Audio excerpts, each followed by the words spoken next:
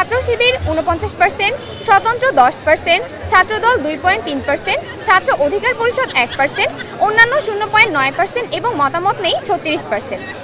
VP পদে কোন দলের প্রার্থী বিজয়ী হবে এই প্রশ্নে নারী শিক্ষার্থীদের মধ্যে মতামত নেই রেসপন্স করেছেন 47% অংশগ্রহণকারীরা। পুরুষ শিক্ষার্থীদের মধ্যে এই হার ছিল 29%।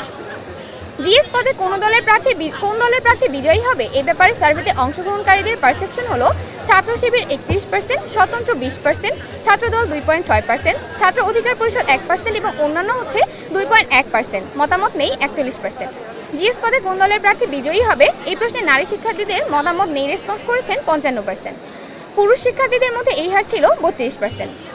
এজিএস পদে কোন দলের প্রার্থী বিজয়ী হবেন এই ব্যাপারে সার্ভেতে অংশগ্রহণকারীদের পারসেপশন হলো ছাত্র শিবির 33%, স্বতন্ত্র 12%, ছাত্রদল 6%, ছাত্র অধিকার পরিষদ 1%, অন্যান্য 2% এবং মতামত নেই 44%।